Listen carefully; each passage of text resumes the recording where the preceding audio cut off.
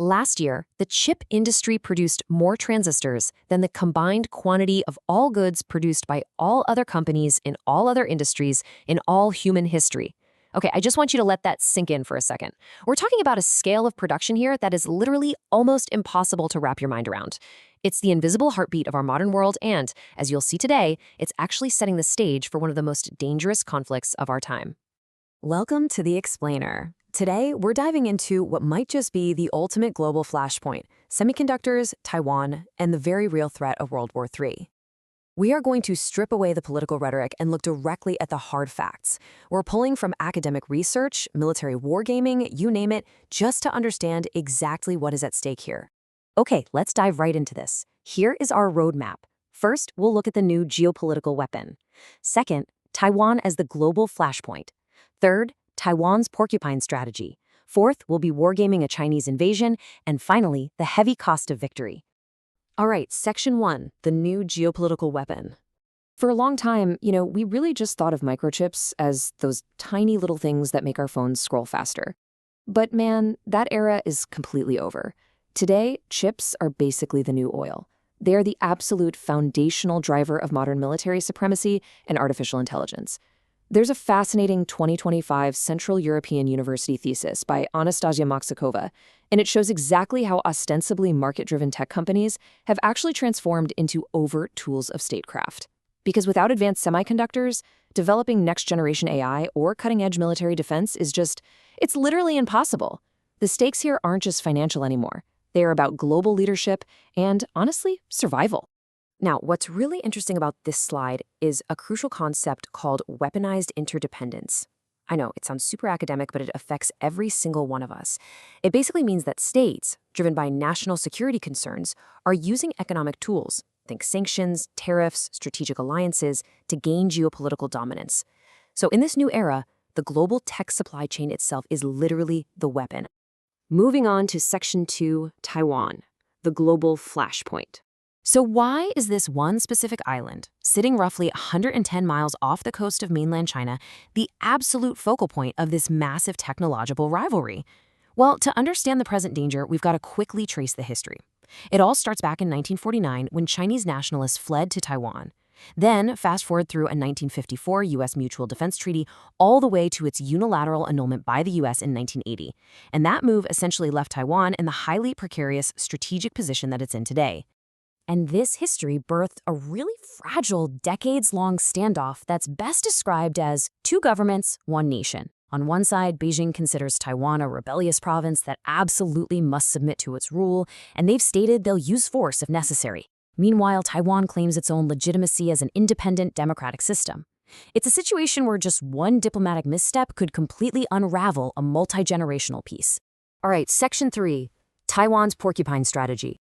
If you're a small island facing a massive, rapidly modernizing military force right across the strait, how do you even defend yourself? Well, look at this staggering number. So the crucial point here is that there is a 20 times disparity in defense budgets between China and Taiwan.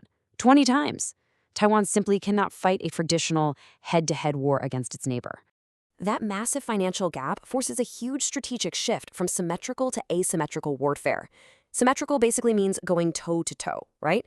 Matching aircraft carriers with aircraft carriers and fighter jets with fighter jets.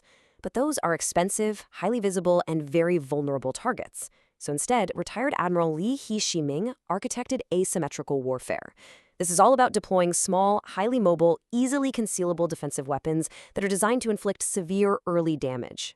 This approach is officially known as the porcupine strategy. And if you think about it, how does a porcupine defend itself against a massive predator like a bear? It doesn't try to out-wrestle the bear, right? It just braces itself and hardens its many, many quills.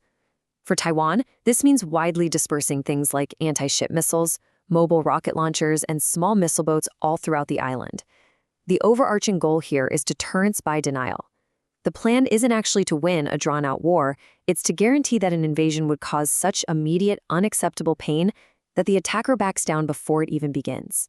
Which brings us to Section 4, wargaming a Chinese invasion. So what happens if that deterrence actually fails? Well, modern military strategists, they don't just guess, they simulate.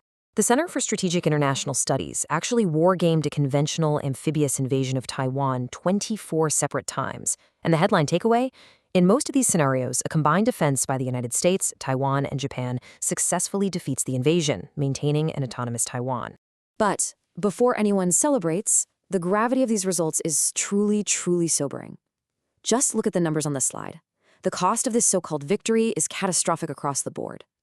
The United States and its allies lose dozens of ships, hundreds of aircraft, and tens of thousands of service members.